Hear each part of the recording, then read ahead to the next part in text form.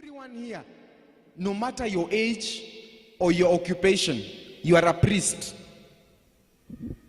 So I can introduce myself to you and kwambia, I am a priest. But you see, religion has told us priests are the ones who stand on the altar. That's not true. If that was true, then it was only them that could offer worship and sacrifices. But God did away with that order.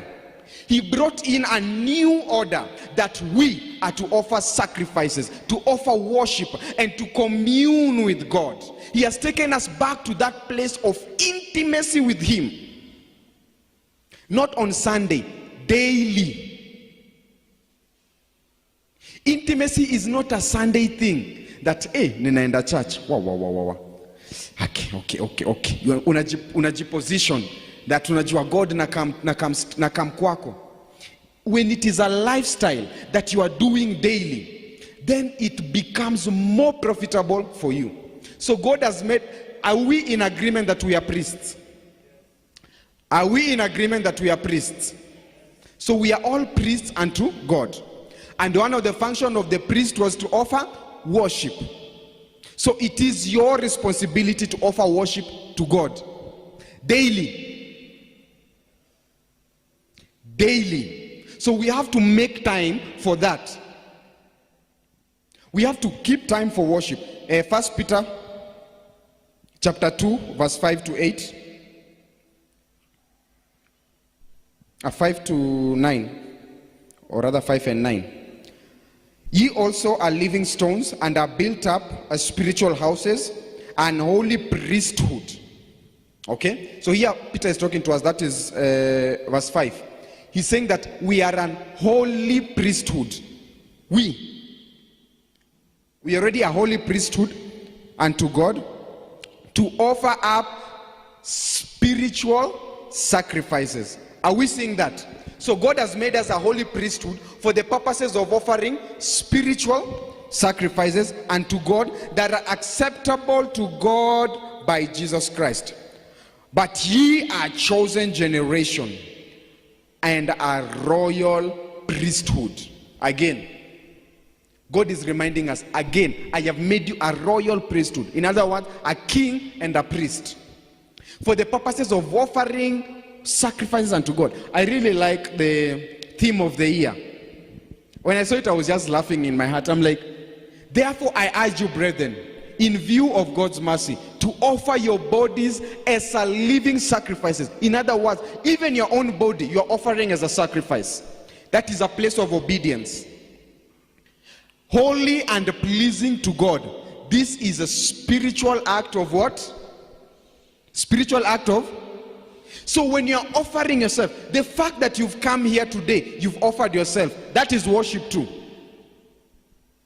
If you had decided to just stay home, that would not have been worship. But the fact that I have offered myself to come before your house to hear from you, that is already, you've offered yourself. And as you do that, as you sacrifice for God, you cannot not be transformed, if there is such English. There is no way you can sacrifice for God and remain the same.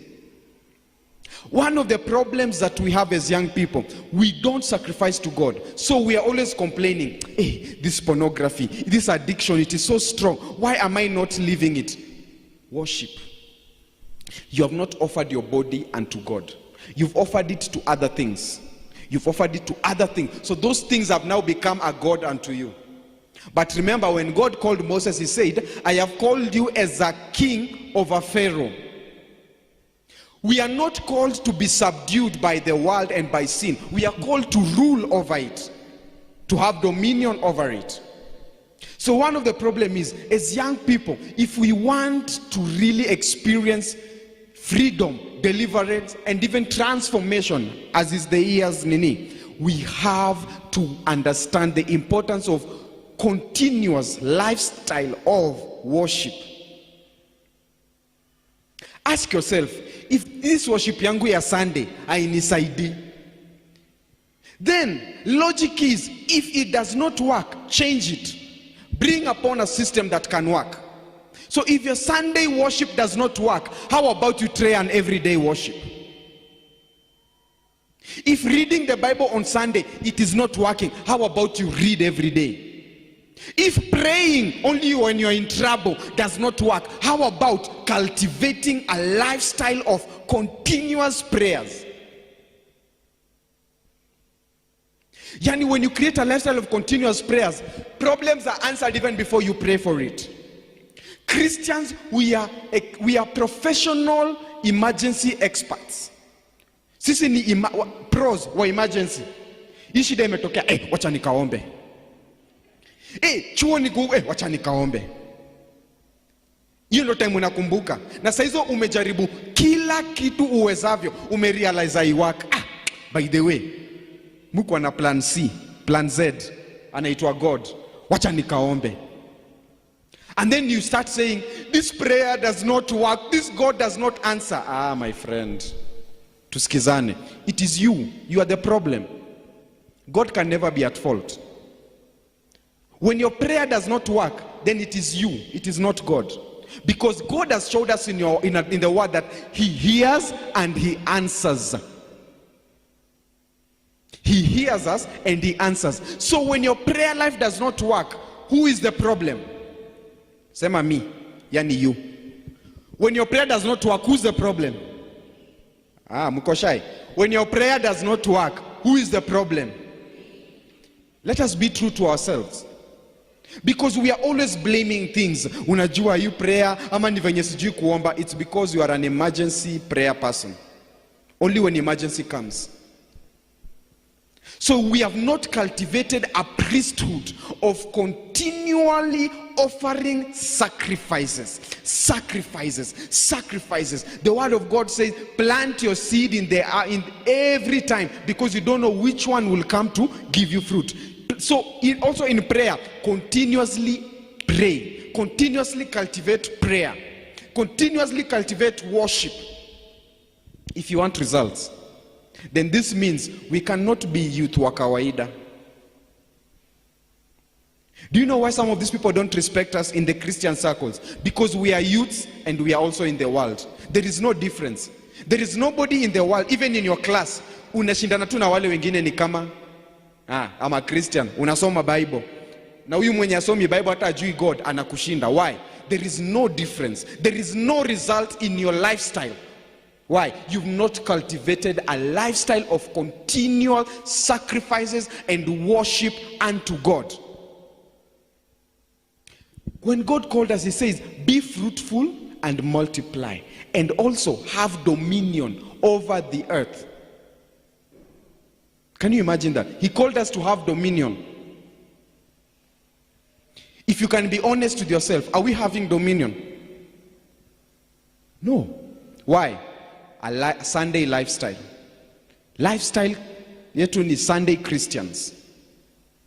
Then we've not created a place of continuously sacrificing and worshiping God. So Monday to Saturday, you have your own life. Nafanya hivi najipanga tu hivi, nafanya hivi najipanga tu hivi. And then Sunday, that's when you're like, acha niende church. Na unaenda church sababu hutaki mtu akiuliza ulikuwa wapi. So even the coming to church in itself is not a sacrifice. It's an obligation. You're not finding joy in it. Ukiuliza on Monday, what did you learn on Sunday? Tulidance. Kudance na tulidance. Kwanza ule mwingine alichapa kingine F sharp. What did you learn? It is not a lifestyle. Our hearts have become so hardened that the seed, which is the word of God, cannot penetrate, incubate, and bear fruit. What has hardened our heart? Our own lifestyle of compromise. So a priest is not a one who offers sacrifices on Sunday. It is one who offers sacrifices continuously. Continuously unto God. So you have been made a priest.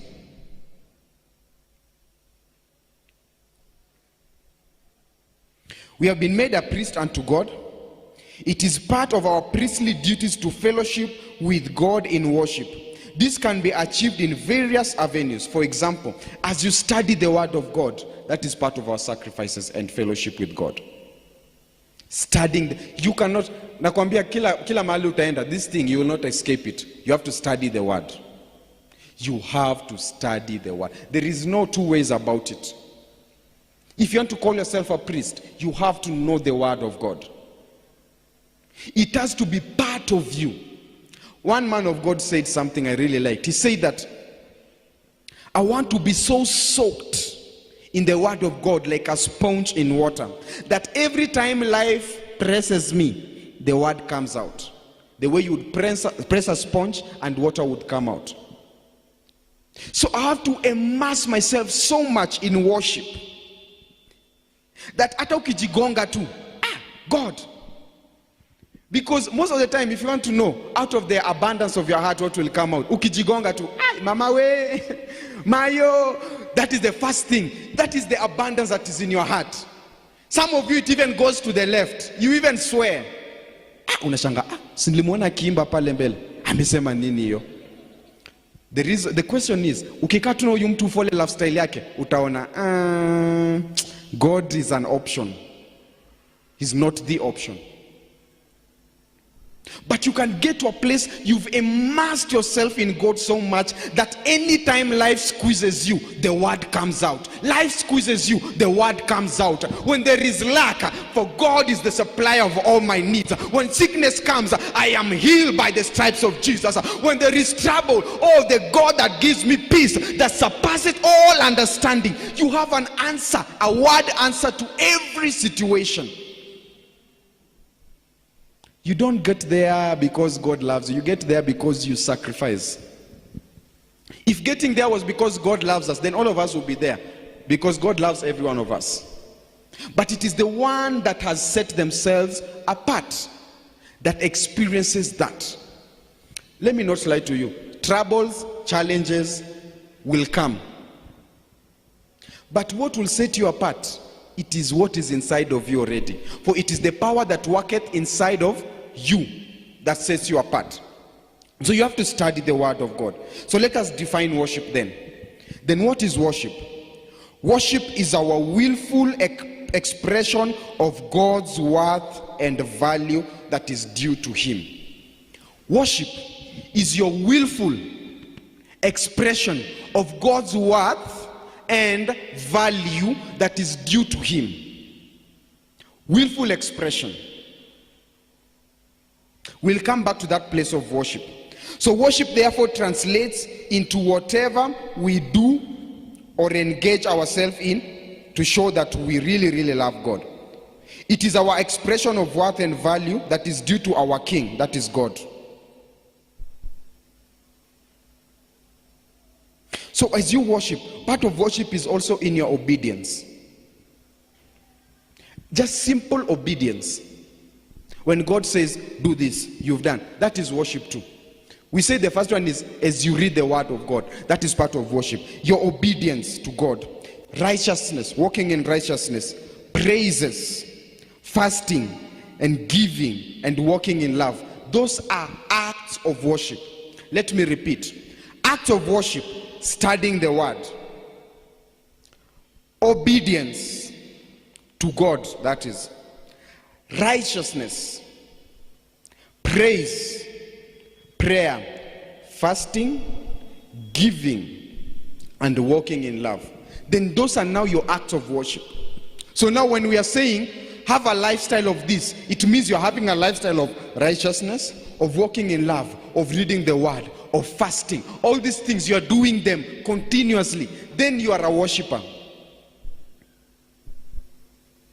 Then this has to change our minds from what we think. Because we say, worshippers, please come in front.